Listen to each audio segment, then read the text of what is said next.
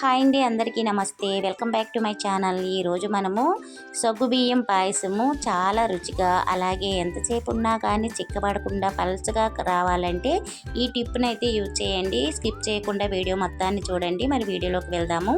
ముందుగా అయితే ఇక్కడ నేను సగ్గుబియ్యం తీసుకున్నానండి చిన్న కప్పుతో. ఈ సగ్గుబియ్యాన్ని 2 సార్లు బాగా వాష్ చేసుకొని కొంచెం వాటర్ వేసుకొని పక్కన పెట్టేసుకోండి. చక్కగా నానుతాయి అన్నమాట. సగ్గుబియ్యం నానినట్టయితే మనకి తొందరగా ఉడికిపోతాయి, పాయసం కూడా తొందరగా రెడీ అయిపోతుంది అనమాట. ఇప్పుడు స్టవ్ మీద ఒక కళాయి పెట్టుకొని 1 స్పూన్ వరకు నెయ్యిని వేసుకోండి. ఈ నెయ్యి కొంచెం వేడెక్కిన తర్వాత మనము డ్రై ఫ్రూట్స్ని కొంచెం ఫ్రై చేసుకుందామండి. మీకు నచ్చిన డ్రై ఫ్రూట్స్ తీసుకొని చక్కగా నెయ్యిలో బాగా కలర్ వచ్చేంత వరకు వేపండి. ఇలా వేగిన తర్వాత ఇవి చిన్న కప్పులోకి తీసి పక్కన పెట్టేసుకోండి. నేను ఇక్కడ కిస్మిస్ అయితే వేయలేదండి. ఇక్కడ జీడిపప్పు, కొంచెం బాదం పప్పు వేసుకొని వేపుకున్నాను. ఈ నెయ్యిలోనే మళ్ళీ మనము 1 కప్పుతో సేమియాని కూడా వేసుకొని మంచి కలర్ వచ్చేంత వరకు వేపుకోవాలండి.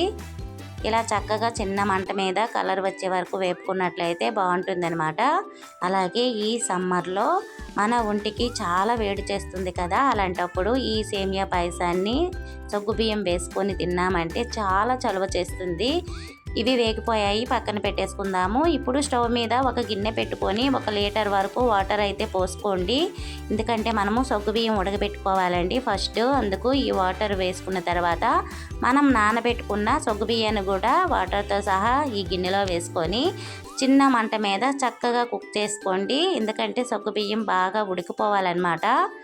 అడుగు పెట్టేయకుండా చక్కగా మీరు మధ్య మధ్యలో కలుపుతూ ఉడికించుకోవాలి ఈ సగ్గుబియ్యాన్ని. సగ్గుబియ్యము చాలా మంచిదండి. ఎంత చలవ చేస్తుందంటే చాలా బాగా చలవ చేస్తుంది. ఈ సమ్మర్లో చక్కగా రోజు కూడా పిల్లలకు కూడా ఇవ్వచ్చు. అలాగే రోజు మీకు అవ్వకపోయినా కానీ వారానికి 1-2 సార్లు ఇస్తే కడుపుకి చల్లదనం ఉంటుంది అన్నమాట. చూశారు కదా, చక్కగా అయితే ఉడుకుతున్నాయండి. ఇలా ఉడికినప్పుడు మనము పాలని పోసుకోవాలి. మీరు మరిగించుకొని పాలను కొంచెం చల్లగా అయిన తర్వాత ఈ సగ్గుబియ్యంలో వేసుకోండి. ఇలా వేసుకున్న తర్వాత మనం వేపుకున్న సేమియాలను కూడా వేసుకొని చక్కగా మొత్తం కలిసేటట్టుగా ఒకసారి ఇలా కలుపుకొని ఉడికించుకోండి. సగ్గుబియ్యము ఎంతసేపు అయినా మనకి టైం ఎక్కువ పట్టదండి, ఎందుకంటే నానబెట్టుకున్నాం కాబట్టి తొందరగా ఉడికిపోయాయి అన్నమాట. అలాగే సేమియా ఉడికిందో లేదో ఒకసారి చూడండి. సేమియా కూడా ఎక్కువ ఉడికించుకోకండి, ముద్దగా అయిపోతుందన్నమాట. మనము సేమియా ఉడికిందో లేదో ఒకసారి టెస్ట్ చేసుకోవాలి. చిన్నది ఒకటి పుల్ల తీసి ఇలా కట్ చేస్తున్నట్టయితే మనకి ఇలా చూడండి ముక్కలు అవుతుంది కదా, అలా అయితే సరిపోతుందండి. ఇప్పుడు దీనిలో కొంచెం ఇలాచీ పౌడర్ వేసుకోండి. అలాగే మనం వేపుకున్న డ్రై ఫ్రూట్స్, అలాగే లాస్ట్లో కొంచెం చిటికెడు ఉప్పు వేసుకున్నట్లయితే చాలా చాలా టేస్ట్ ఉంటుందన్నమాట సగ్గుబియ్యం పాయసము. చూసారు కదా, చక్కగా రెడీ అయిపోయింది.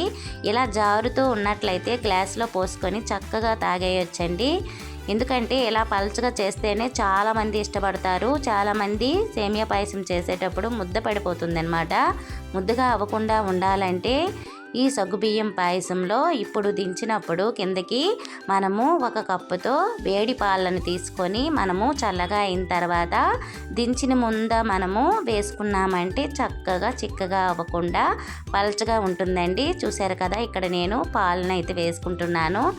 ఉడికిపోయినాయి సగ్గుబియ్యం అయితే. చక్కగా ఇలా పాలు వేసుకొని చక్కగా కలుపుకొని సర్వ్ చేసుకుంటే ఎంత రుచిగా మనకి పాయసం అయితే రెడీ అయిపోయింది. మీరు తప్పకుండా ట్రై చేయండి. అలాగే మీ ఎలాగొచ్చిందో నా కామెంట్ సెక్షన్లో తెలపండి. అలాగే వీడియో నచ్చినట్లయితే మన ఛానల్ని లైక్ చేసి సబ్స్క్రైబ్ చేయండి ఫ్రెండ్స్. చూశారు కదా ఎంత చక్కగా కనిపిస్తుందో సేమియా పాయసము. ఇలానే ఉంటుందండి, మనము గ్లాస్లో పోసుకొని తాగేసుకోవడమే. Okay friends, thank you for watching. Bye bye.